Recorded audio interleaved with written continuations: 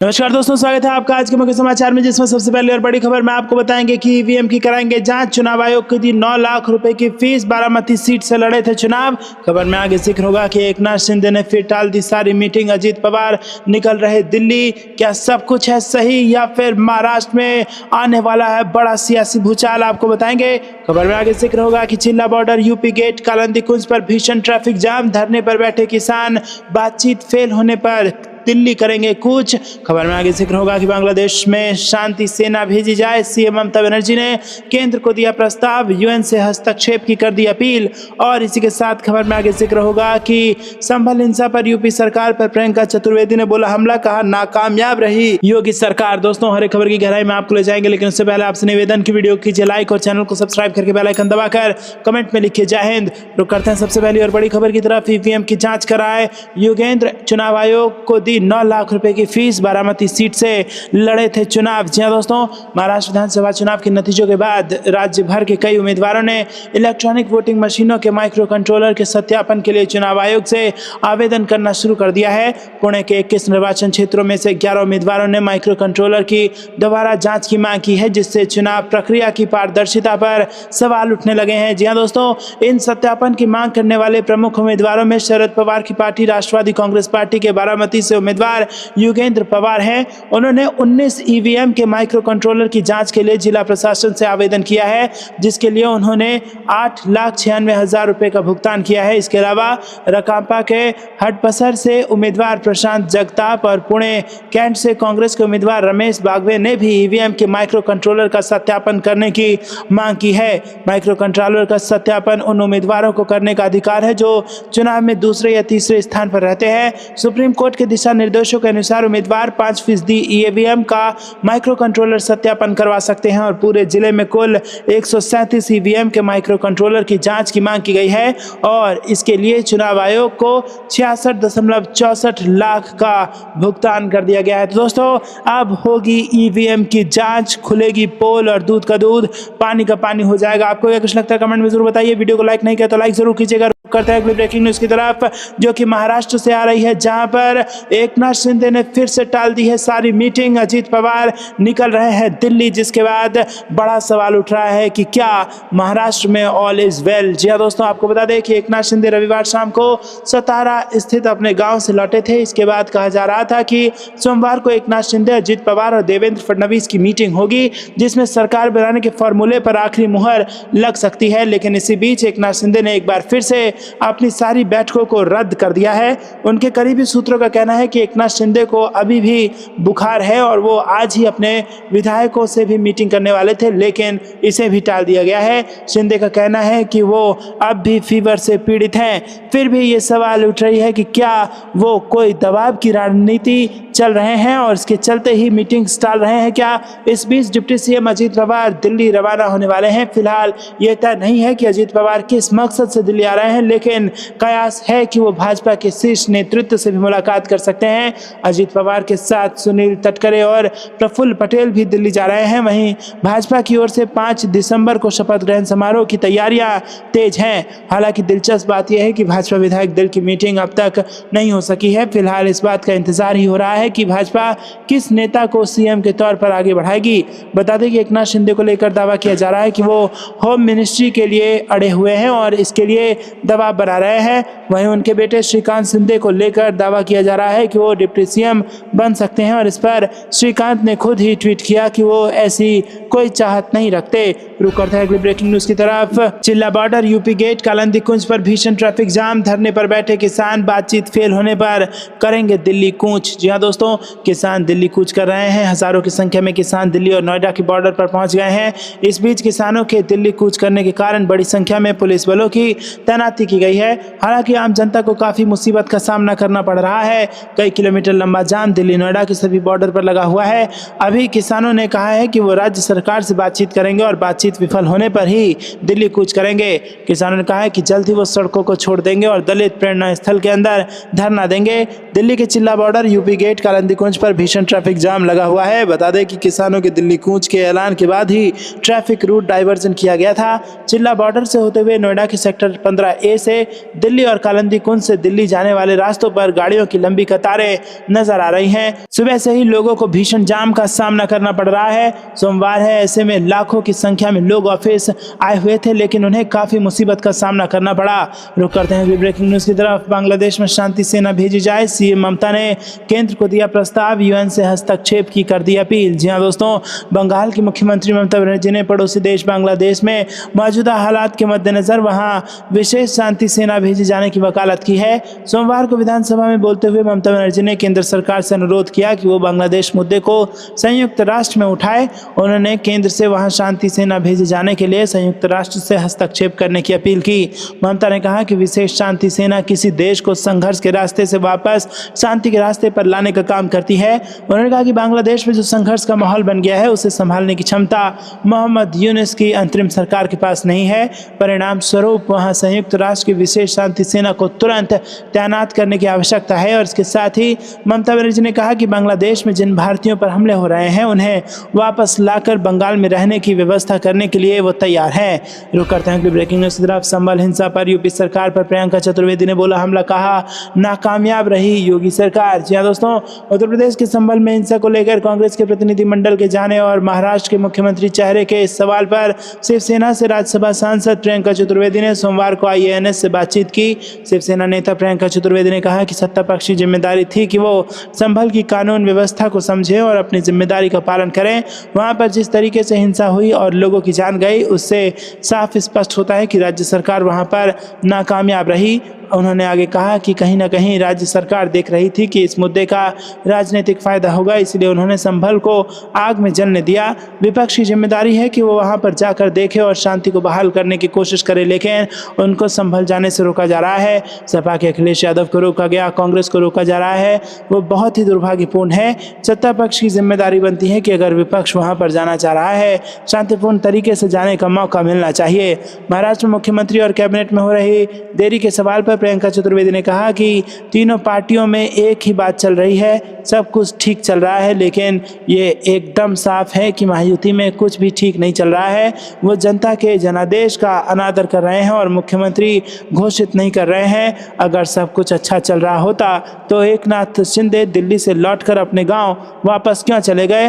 वो कोई मीटिंग भी अटेंड नहीं कर रहे हैं। प्रियंका चतुर्वेदी ने आगे कहा कि वो रविवार को भी प्रेस कॉन्फ्रेंस करके कह रहे हैं कि भाजपा के शीर्ष नेता जो भी निर्णय लेंगे वो उनको मंजूर है। अगर सब कुछ ठीक है तो 3 दिन पहले भी उन्होंने ये बात की थी और फिर उखड़े हुए बैठे रहे।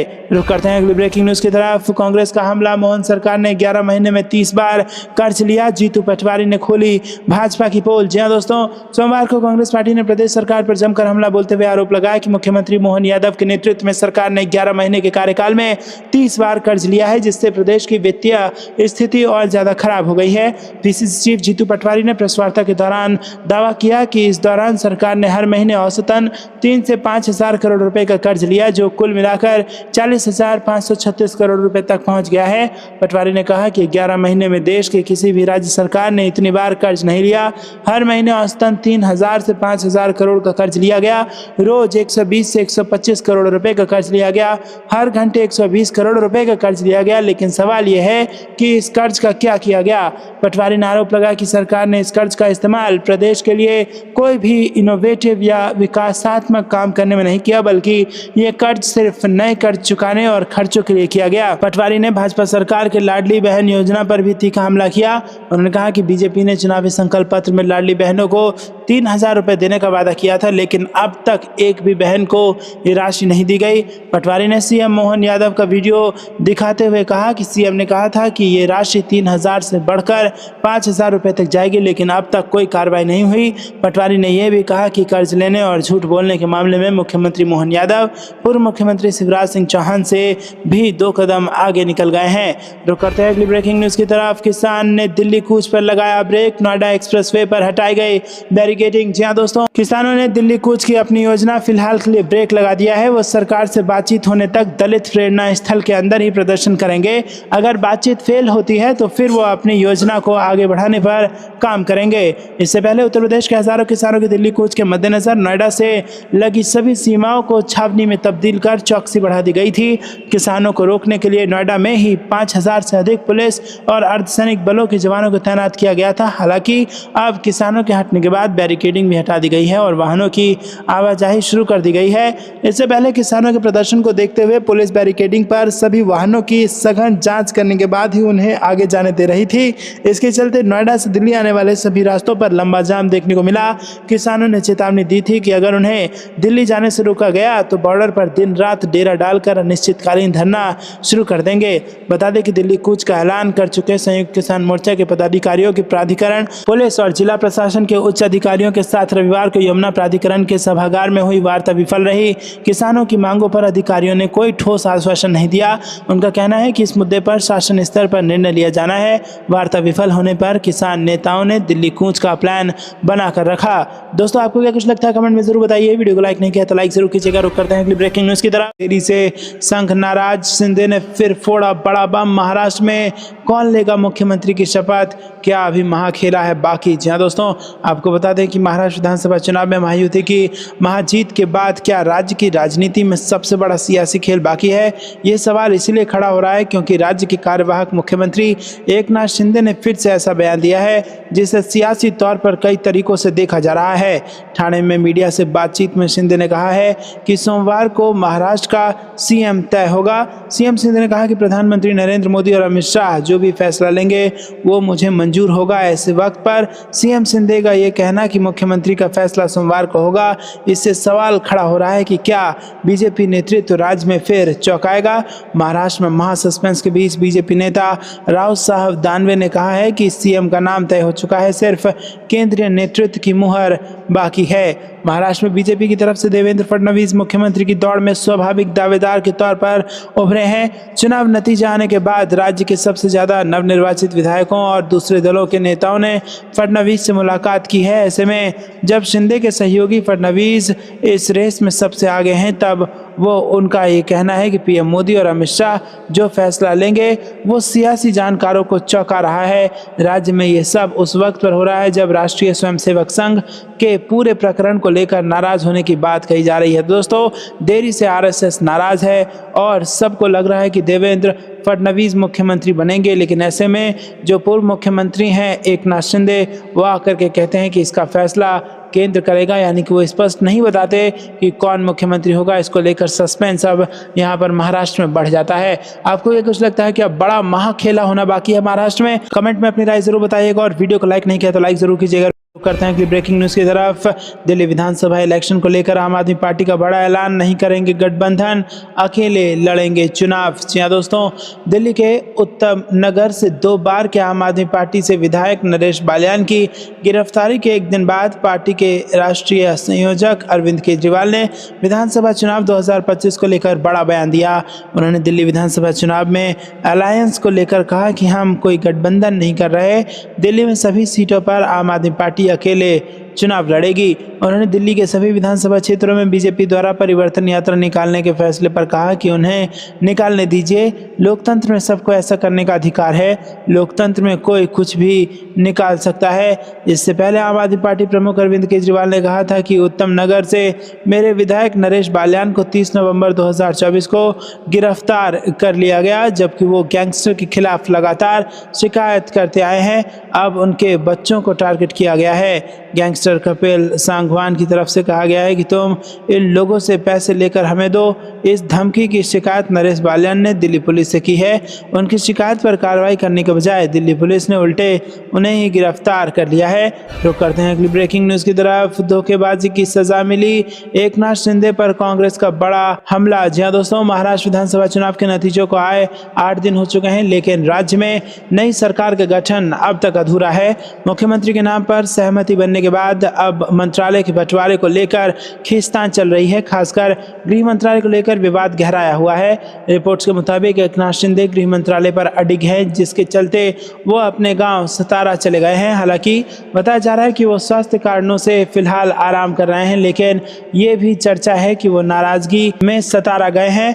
इस सियासी खींचतान के बीच कांग्रेस के एकनाथ शिंदे पर निशाना साधते हुए इसे धोखेबाजी की सजा करार दिया। कांग्रेस नेता प्रमोद तिवारी ने कहा, महायुति गठबंधन की कहानी राजनीतिक पतन और धोखेबाजी की मिसाल है। एकनाथ शिंदे ने अपने राजनीतिक गुरु के परिवार के साथ धोखा किया, जिसके बाद भाजपा ने उन्हें मुख्यमंत्री बना दिया। अब भाजपा उन्हें इस्तेमाल करके बाहर कर रही है। इसके बाद उन्होंने कहा कि भाजपा की राजनीति पर भरोसा नहीं किया जा सकता।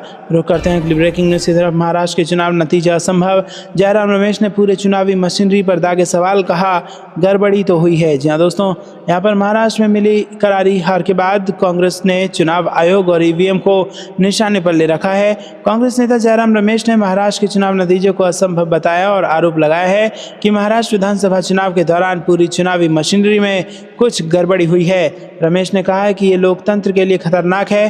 कांग्रेस ने चुनाव आयोग के पास भी शिकायत दर्ज कराई है। अब चुनाव आयोग ने 3 दिसंबर को कांग्रेस नेताओं को अपने मुख्यालय बुलाया है। जयराम रमेश ने कहा कि चुनाव आयोग ने हमें समय दिया है और कांग्रेस नेता उनसे मिलेंगे। हमने जो ज्ञापन दिया है वो चुनाव प्रक्रिया से संबंधित है। ईवीएम चुनाव प्रक्रिया का हिस्सा है। महाराष्ट्र विधानसभा चुनाव में पूरी चुनाव मशीनरी में गड़बड़ी हुई है, हेरफेर किया गया है। महाराष्ट्र विधानसभा चुनाव के नतीजे असंभव हैं, कोई भी उन्हें समझ नहीं सकता है। हमने पूरी चुनाव मशीनरी पर सवाल उठाए हैं जो लोकतंत्र के लिए बहुत खतरनाक है। जयराम रमेश ने कहा कि इंडिया दलों ने पिछले साल दिसंबर में प्रस्ताव पारित किया था कि वीवीपैट पर्चियों का 100% मिलान होना चाहिए।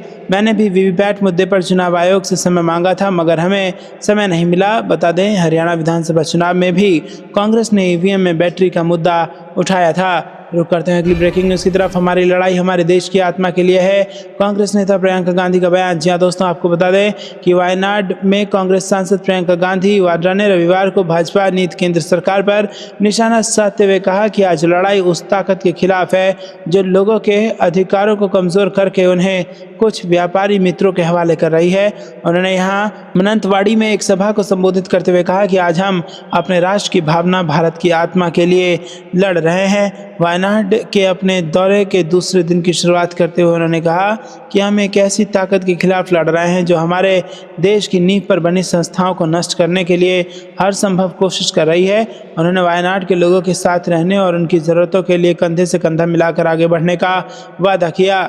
जारी कार्यक्रम में प्रियंका के दोपहर 12:15 पर सुल्तान बाथरी और दोपहर 1:30 पर कलपेट्टा में सभा करने की बात कही गई है। राहुल गांधी के साथ 2 दिवसीय वायनाड दौरे पर आई प्रियंका गांधी ने शनिवार को वायनाड लोकसभा क्षेत्र के अंतर्गत आने वाली तिरुवंबाड़ी के मुक्कम, निकम्बूर के कोलई, कोझिकोड के वंदूर और इडवन्ना और मल्लपुरम जिले में जनसभाओं में हिस्सा लिया था। रुक करते हैं अगली ब्रेकिंग न्यूज़ की तरफ। केंद्रीय मंत्री सिंधिया की प्रेस कॉन्फ्रेंस का बहिष्कार, 2 घंटे इंतजार के बाद भड़के पत्रकार। जी हाँ दोस्तों, केंद्रीय मंत्री ज्योतिरादित्य सिंधिया इन दिनों मध्य प्रदेश दौरे पर हैं। शनिवार को शिवपुरी में सिंधिया पर मधुमक्खियों ने हमला कर दिया था। वहीं रविवार को अशोकनगर में सिंधिया के रवैये से पत्रकार भड़क गए हैं। पत्रकारों ने सिंधिया की प्रेस कॉन्फ्रेंस का बहिष्कार कर दिया। 2 घंटे प्रेस वार्ता के लिए इंतजार करने के बाद पत्रकारों ने यह फैसला लिया। दरअसल रविवार को केंद्रीय मंत्री ज्योतिरादित्य सिंधिया अशोकनगर पहुंचे थे। यहाँ उन्होंने कलेक्ट्रेट में दिशा की बैठक ली। बैठक में देरी होने की वजह से वे प्रेस कॉन्फ्रेंस में लेट पहुंचे। सिंधिया के आने से पूर्व भी 2 घंटे इंतजार करने के बाद पत्रकारों ने प्रेस वार्ता का बहिष्कार कर दिया था। हालांकि कलेक्ट्रेट के बाहर एसडीएम, एसडीओपी सहित प्रशासनिक अधिकारियों ने पत्रकारों को मनाने की कोशिश की थी, लेकिन पत्रकार प्रेस कॉन्फ्रेंस रूम की जगह कलेक्ट्रेट के बाहर सिंधिया से चर्चा पर अड़े रहे। बाद में पूर्व विधायक जजपाल सिंह जज्जी द्वारा काफ़ी विनती करने के बाद कुछ मीडियाकर्मी मान गए, तब जाकर ज्योतिरादित्य सिंधिया की पीछे शुरू हुई। हालांकि इसके बाद भी काफ़ी पत्रकारों ने इसमें हिस्सा नहीं लिया। रुक करते हैं अगली ब्रेकिंग न्यूज़ की तरफ। महिलाओं के खाते में आएंगे 2500 रुपये, मैया सम्मान योजना को लेकर आई बड़ी खबर। जी हाँ दोस्तों, हेमंत सोरेन सरकार की सत्ता वापसी के बाद झारखंड की महिलाओं को बहुत जल्द मैया सम्मान योजना की 5वीं किस्त की राशि भेज दी जाएगी। विधानसभा चुनाव से पहले अंतिम कैबिनेट की बैठक में हेमंत सरकार ने 2500 रुपये देने का फैसला लिया था।